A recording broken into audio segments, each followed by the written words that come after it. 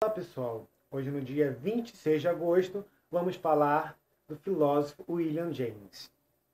William James é um filósofo estadunidense, ele nasceu no meados do século XIX. Bem, ele começou trabalhando com psicologia, depois ele começou a trabalhar diretamente com filosofia.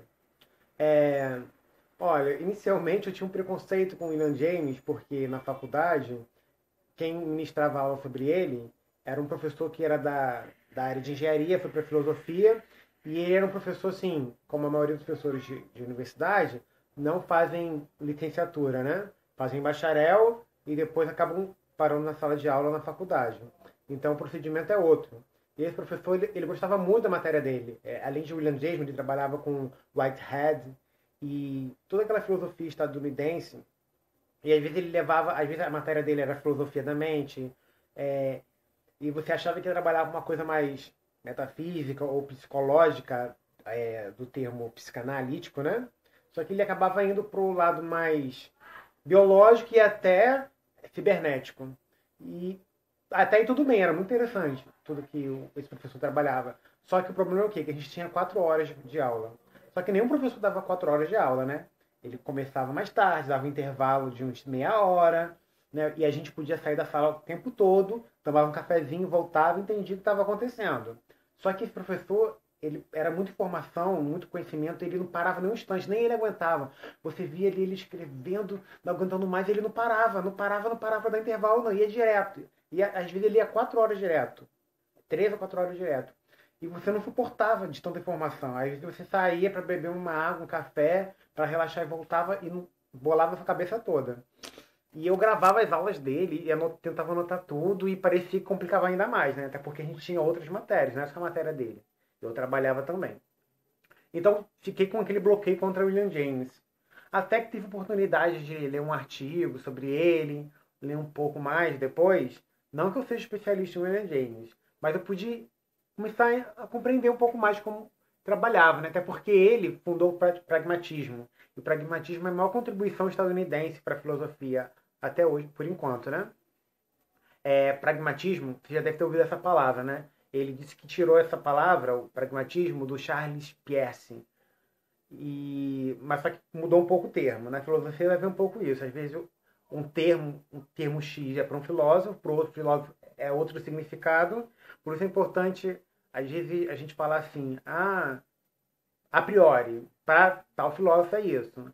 É amor, para tal filósofo é isso. Então, pode mudar o significado. Então, o pragmatismo de William James, eu acho que é o que nós entendemos mesmo quando usamos essa palavra, na prática, né? A experiência, que ele focava mais no resultado da validade ali do que dos princípios.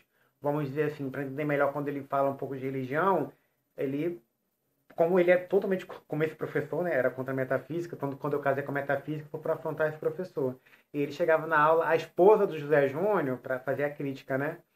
Até lembro quando ele teve uma aula junto com uma professora que era cartesiana, e os dois tiveram um debate, porque ele era contra aquela separação do corpo e alma de Descartes.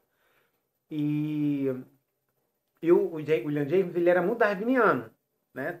Ele chegou até a vir para o Brasil, para o Rio de Janeiro, para a Amazônia, para fazer experiências dele, já que ele tentava trabalhar, mesmo na psicologia, a parte mais biológica. E, quando ele fala da religião, para explicar a parte do pragmatismo, se ele fosse, como ele era contra essa questão metafísica, ele não estava muito preocupado, ele queria saber o resultado. Se a religião te fazia bem, te satisfazia, isso que eu importa. Então, como a gente fala, a palavra pragmatismo é na prática, o resultado, né? Vamos trabalhar ali o que está acontecendo. Então, diante disso, né, até pelo quem é do meio acadêmico escuta muito ver essa palavra, até quem não é, né? Eu acho que essa palavra é muito usada. Do termo que o James adequou para essa palavra pragmatismo. Então, eu acredito que vocês possam olhar muitos trabalhos dele. Eu não tive oportunidade de ler um livro dele mesmo, né? Eu li artigos, li partes do livro que o professor colocava na sala de aula, mas na época eu tinha aquela rejeição. Mas hoje eu entendo como ele é importante para dentro não só da filosofia, dentro do conhecimento geral. Ainda mais porque eu admiro quem trabalha com disciplinas multidisciplinar da filosofia contemporânea, já que o problema da filosofia contemporânea é você tentar fugir das outras ciências, como era na modernidade para trás, né? Que o cara era matemático, astrônomo, mil coisas ao mesmo tempo, e eu acho que isso que o conhecimento é válido. Mas enfim, então ele morreu em 1910, na data de hoje, William James. E é um grande filósofo americano, para quem acha que a filosofia só fica na parte da Europa. Muito obrigado e até a próxima.